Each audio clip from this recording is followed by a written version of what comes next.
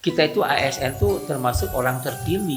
Orang terpilih yang harus bisa memberikan teladan. Hari ini banyak longsor, banjir segala macam. Itu Pak KDM kan mengambil langkah cepat. Bagaimana yang nama istilah teh Gunung Awian, Lengkop Caian. Itu sebetulnya konsepnya kearifan lokal menjaga keseimbangan alam. Sesungguhnya kita bisa melakukan yang kita kenal dengan bagaimana ngaruat, ngarawat, dan ngarumat.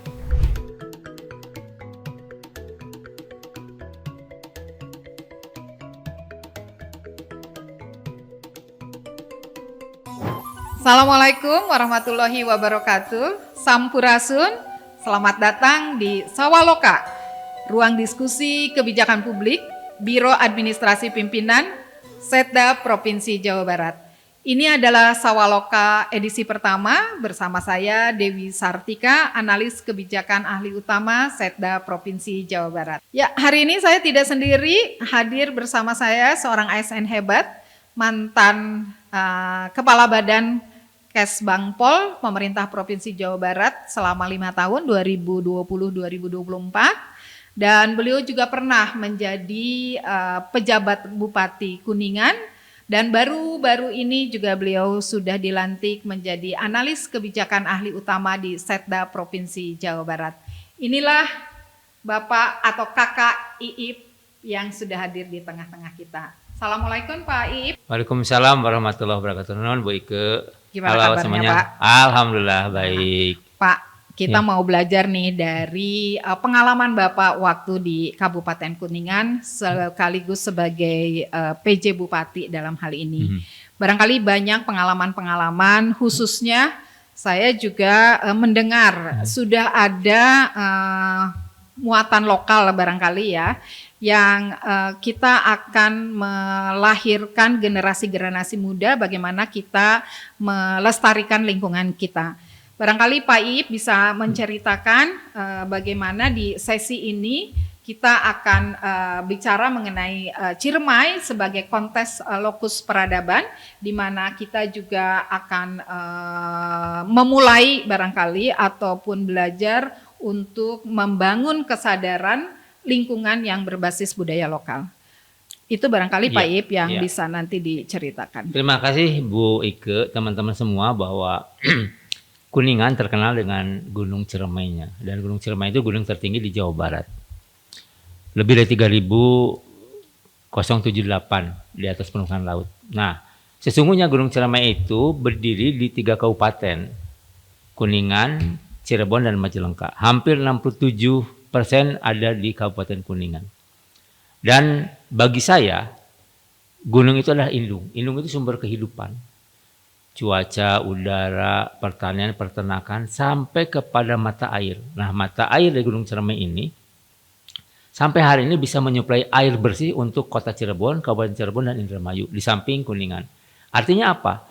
Bahwa kebermanfaat dan dari sebuah gunung Ciremai yang ada di Kuningan ini, itu merupakan potensi yang luar biasa. Tapi potensi itu juga sekaligus ancaman. Kenapa saya katakan ancaman? Karena boleh jadi di sana ada longsor, ada erupsi, karena itu gunungnya masih gunung Sudah aktif lama, ya.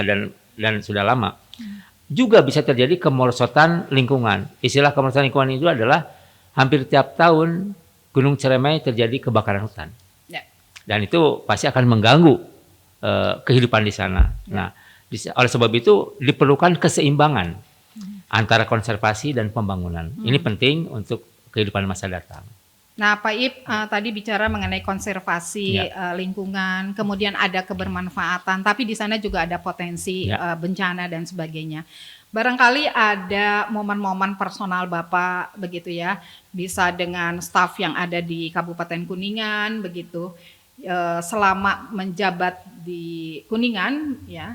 Kira-kira seberapa penting sih isu terkait dengan kesadaran membangun lingkungan ini untuk keberlanjutan masa depan baik itu Kabupaten Kuningan maupun Provinsi Jawa Barat dalam hal ini. Ya, Bu Ike, ketika saya ditempatkan menjadi Bupati di Kuningan, yang terbayang pada diri saya adalah Gunung Ciremai. Itu poinnya. Nah, ketika Gunung Ciremai, maka langkah pertama Itu saya masih ingat, saya bawa istri sama anak-anak muncak, Bu. Sengaja ke sana Ke ingin 3.000 lebih ke itu, 3.000 Pak. ke puncak, ke apa istilahnya atap Jawa Barat ya. Ya. Nah, Istilahnya atapnya atap Jawa Jawa Barat ya, karena tertinggi. Tertinggi. Dan ternyata memang suasana kebatinan itu sangat, betapa Gunung Ciremai itu masih bagus, masih utuh. Kenapa? Selama perjalanan saya masih melihat banyak satwa-satwa yang liar yang masih terjaga. Monyet lutung ya, kemudian juga bekas kaki macan, tutul, kemudian burung-burung, babi hutan. Artinya apa? Di sana masih terjaga. Termasuk mata air. Jadi, Ekosistemnya masih ekosistem bagus. masih bagus.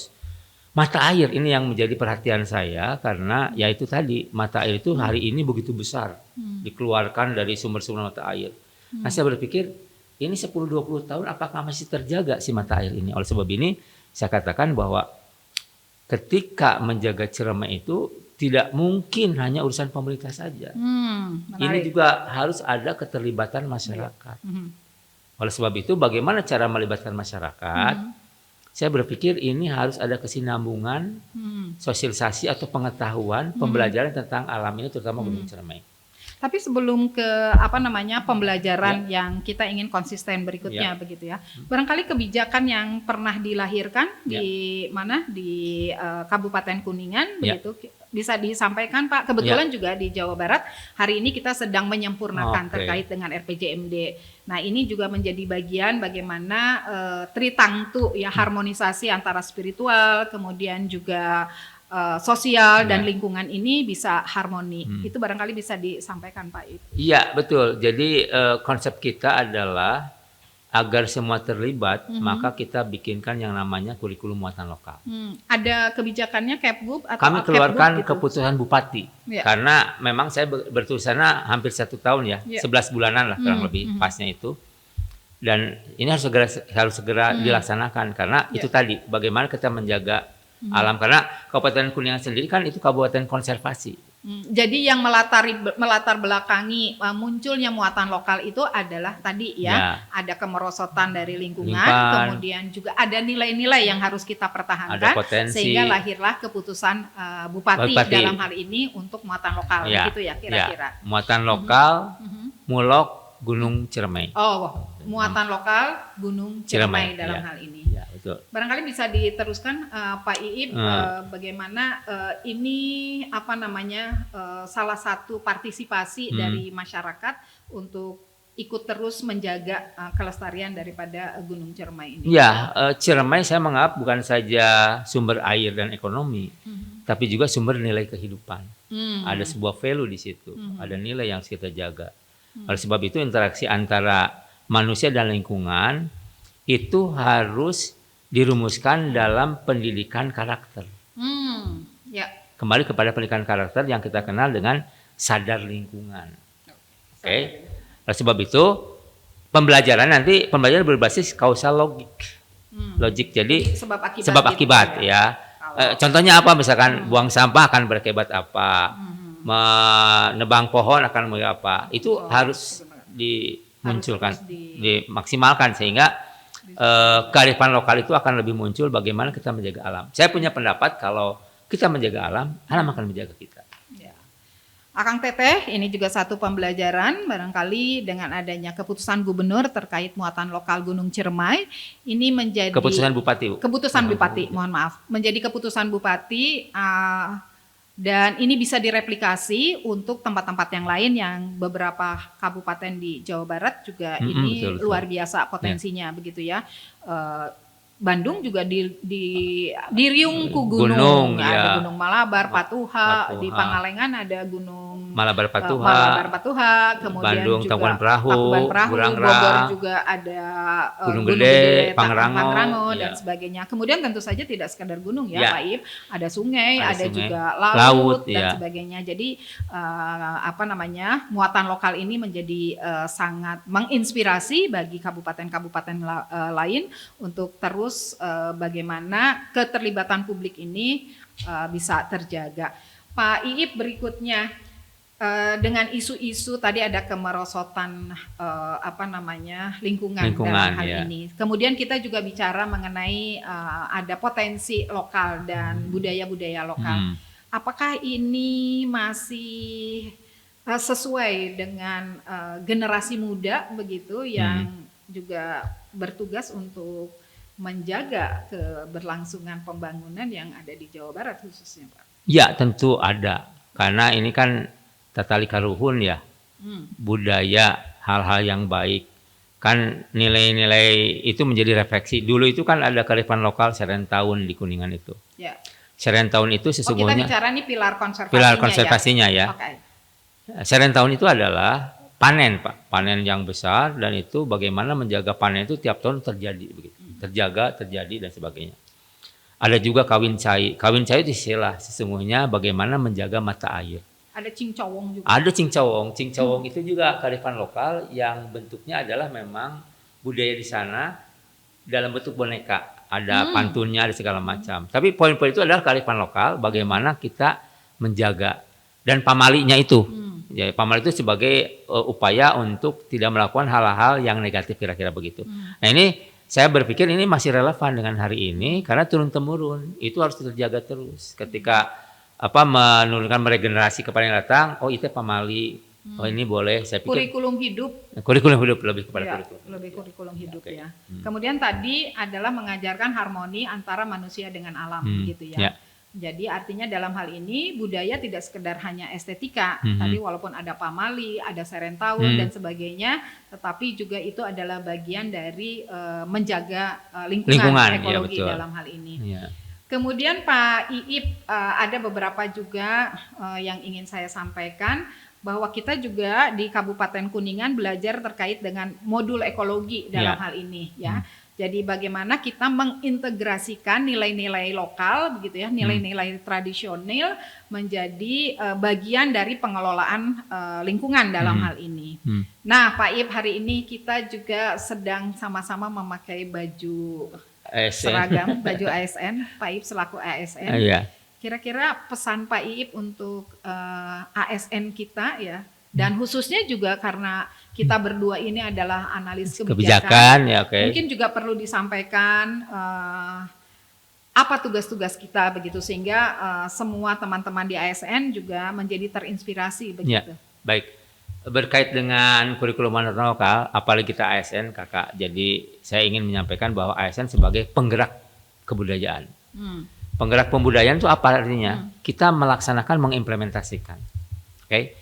Nah, ketika bicara dikaitkan dengan kurikulum muatan lokal, bagaimana menjaga alam, sesungguhnya kita bisa melakukan yang kita kenal dengan bagaimana ngarawat, dan ngarumat. Saya ulang ya. Apa ngaruat itu? Ngaruat adalah melindungi daripada warisan alam ini. Kan kita datang sudah ada itu. Ya. Dan harus dijaga. Maka kita kenal dengan ngaruat. Setelah ngaruat kita ngarawat. Ngarawat itu bagaimana menjaga keseimbangan, harmoni. Harmoni itu lebih kepada bagaimana kita sebagai manusia memanfaatkan alam boleh, tetapi bukan untuk dirusak. Dan yang terakhir ngaruat, ngarumat. Ngarumat itu adalah bentuk alam itu bisa menghidupi kita sesungguhnya. Kita kan pertanian, peternakan, udara itu dari mereka, dari alam ini. Nah, bagaimana kita ngarawat, ngarumat. Itu yang pertama berkaitan dengan penggerak pembudayaan. Yang kedua, kita sebagai ASN bagaimana mendorong pendekatan kebijakan yang lebih kontekstual. Jadi lebih kepada implementatif. Contohlah masalah sampah. Kita juga tidak ngomong sampah harus bagaimana, tetapi harus dipraktekkan di rumah. Dari hulu ke hilir. Ada parenting juga. Ada parenting juga diantaranya. Untuk keluarga. Untuk keluarga. Ya, bagaimana jadi mengelola sampah. Kita ASN hayawe keluar, pada keluarga tadi. Nah itu harus itu. Yang ketiga, kesadaran ekologis menurut saya itu bukan isu teknis, tapi itu lebih kepada etis dan budaya. Kenapa saya katakan kepada etis dan budaya? Kita itu ASN itu termasuk orang terpilih. Orang terpilih yang harus bisa memberikan teladan. Ya.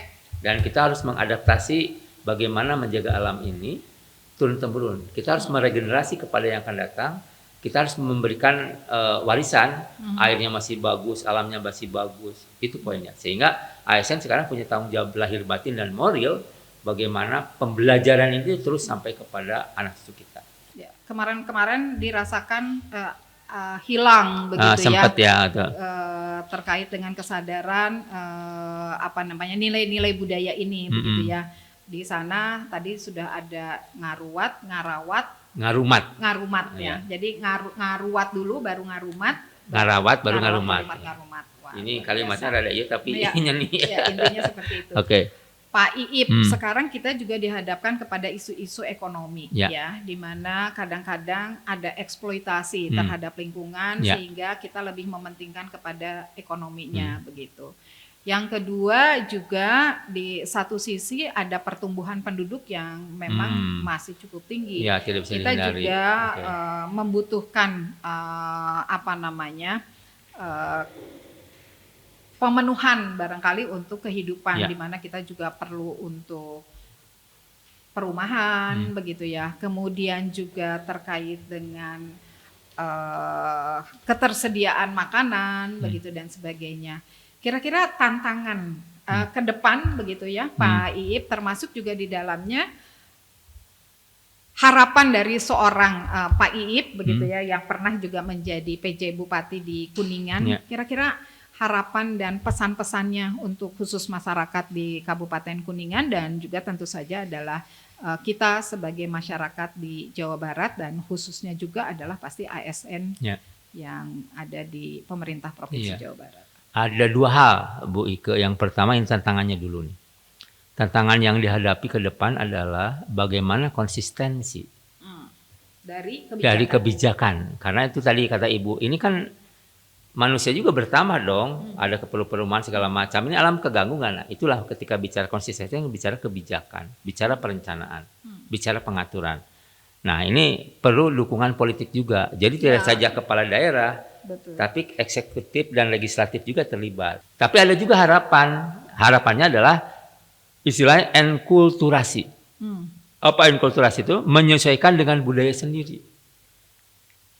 Kenapa dikatakan menyesuaikan budaya sendiri? Kadang-kadang kemarin kita bisa lepas ketika penjajahan Bu. Kita kan masuk penjajah jadi kearifan lokalnya terabaikan. Kita lupa, makanya Pak Gubernur kita kan karena tadi isu-isu ekonomi ya, jadi lebih banyak eksploitasinya dibanding misalnya tadi kearifan lokal yang dimunculkan. Lupa bahwa itu akan mencelakai. Hari ini banyak longsor, banjir segala macam. Itu Pak KDM kan mengambil langkah cepat bagaimana yang nama istilah Gunung Awian, Lengkop Caian, itu sebetulnya konsepnya kearifan lokal menjaga keseimbangan alam. Nah, ketika menjaga keseimbangan alam ini, maka kita dituntut, yuk kita kembali lagi, kita pelajari lagi, kita dalam lagi kearifan lokal budaya yang kita sudah miliki. Sempat hilang itu. Karena itu temurun-temurun dan penyesuaiannya relatif lebih mudah lah ya. Ya, dan itu harus kita mulai lagi hari ini kepada keluarga kita sendiri harus tahu. Bibit buih sekeseler ini harus seperti apa gitu. Sehingga ini ada kemanfaatan dalam kehidupan kita dan mudah-mudahan meregenerasi kepada yang akan datang. Ya.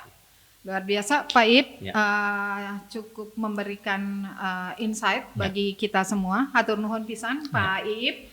Dan kita juga tadi belajar dari sebuah konservasi ya. Jadi konservasi itu tidak sekedar hanya sisi teknis, tetapi bagaimana kita juga mengharmonisasikan begitu ya dengan culture, kemudian juga dengan akal kita begitu, yang tentu juga dengan spiritualitas kita gitu. Semoga saja ASN di Jawa Barat juga ini terinspirasi, kemudian teman-teman di kebijakan publik juga sudah banyak melakukan analisa-analisa dan melahirkan juga policy brief ataupun juga tertarik dengan policy paper.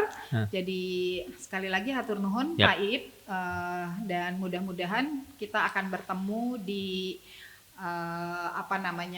kegiatan-kegiatan yang tentu saja akan bermanfaat. Demikian barangkali Ibu dan Bapak, Akang dan Teteh ya. Jadi budaya bukan sekedar hanya warisan, tetapi budaya juga adalah peta jalan untuk menyelamatkan lingkungan. Warga Jawa Barat, setuju atau tidak dengan penerapan kebijakan ini? Beritahu ya kita semua mengenai pendapat dari Akang Teteh semua di kolom komentar ya. Dan tentu saja saksikanlah diskusi-diskusi yang terkait dengan kebijakan publik di Jawa Barat di Sawaloka. Adalah channel milik Biro Administrasi Pimpinan Jawa Barat. Jangan lupa sekali lagi subscribe dan tentu saja share video ini jika dirasakan bermanfaat. Sampai jumpa pada Sawaloka edisi selanjutnya. Wassalamualaikum warahmatullahi wabarakatuh. Cak.